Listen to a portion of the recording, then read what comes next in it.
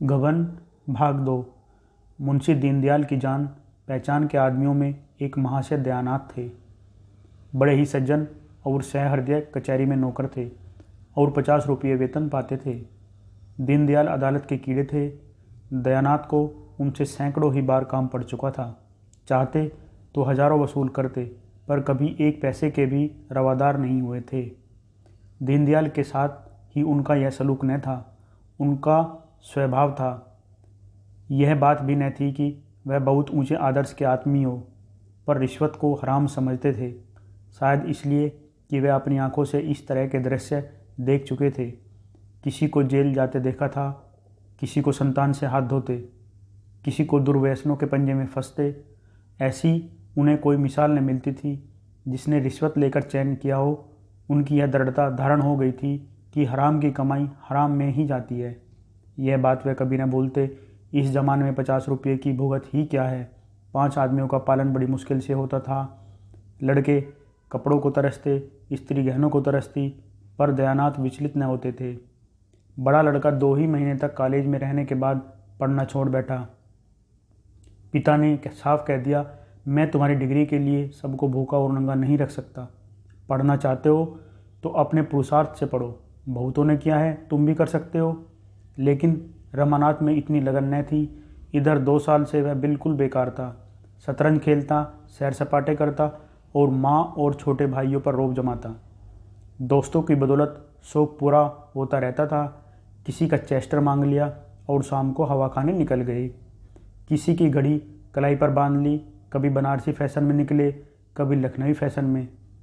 10 मित्रों ने एक एक कपड़ा बनवा लिया तो 10 सूट बदलने का उपाय हो गया। सहकारिता का यह नियम बिल्कुल नया था। इसी युवक को दीनदयाल ने जालपा के लिए पसंद किया। दयानाथ शादी नहीं करना चाहते थे। उनके पास न रुपये थे और न एक नए परिवार का भार उठाने की हिम्मत। पर जागेश्वरी ने तिरियाहट से काम लिया और इस शक्ति के सामने पुरुष को झुकना पड़ा। जागेश्वरी वर्षों से पुत्र वधू के लिए तड़प रही थी। जो उसके सामने बहुएं बनकर आए, वे आज पोते खिला रही हैं। फिर उस दुखिया को कैसे धैर्य होता। वह कुछ निराश हो चली थी। ईश्वर से मनाती थी कि कहीं से बात आए। दीनदयाल ने संदेश भेजा तो उसको आंखें सी मिल गई। अगर कहीं यह शिकार हाथ से निकल गया तो फिर न जाने कितने दिनों और राह देखनी पड़े। कोई यहाँ क्यों आने लगा। न धन ही है न जायदाद।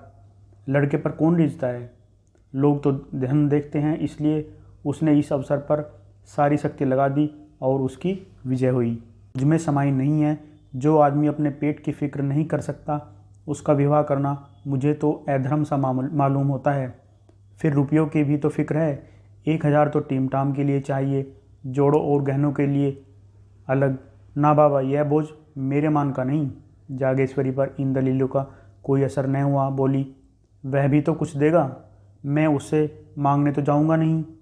तुम्हारे मांगने की ज़रूरत ही न पड़ेगी, वह खुद ही देंगे। लड़की के ब्याह में पैसे का मुंह कोई नहीं देखता।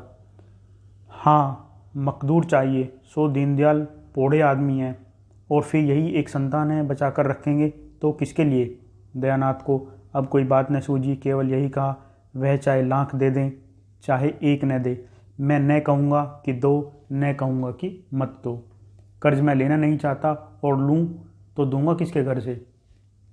जागेश्वरी ने इस बाधा को मानो हवा में उड़ाकर कहा, मुझे तो विश्वास है कि वह टीके में 1000 से कम न देंगे। तुम्हारे टीम टाम के लिए इतना बहुत है। गहनों का प्रबंध किसी सर्राफ से कर लेना। टीके में 1000 देंगे तो क्या द्वार पर 1000 भी न देंगे। वही रुपये सर्राफ को दे देना। 200-400 बाकी रहे, वह धीरे धीरे चुक जाएंगे। बच्चे के लिए कोई न कोई द्वार खुलेगा ही। दयानाथ ने उपेक्षा भाव से कहा, खुल चुका। जिसे शतरंज और सैर सपाटे से फुर्सत न मिले, उसे सभी द्वार बंद मिलेंगे।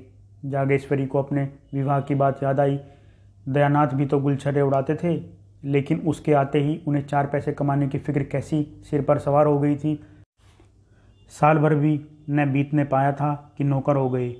बोली, बहू आएगी तो उसकी आंखें भी खुलेंगी, देख लेना। अपनी बात याद करो, जब तक गले में जुआ नहीं पड़ा था तभी तक यह कुलेले हैं। जुआ पड़ा और सार नशा हिरन हुआ। निकम्मों को राह पर लाने का इससे बढ़कर और कोई उपाय ही नहीं। जब दयानाथ परास्त हो जाते थे तो अखबार पढ़ने लगते थे। अपनी हार को छिपाने का उनके पास यही संकेत था। द्वितीय भाग यहीं पर समाप्त होता है। धन्यवाद।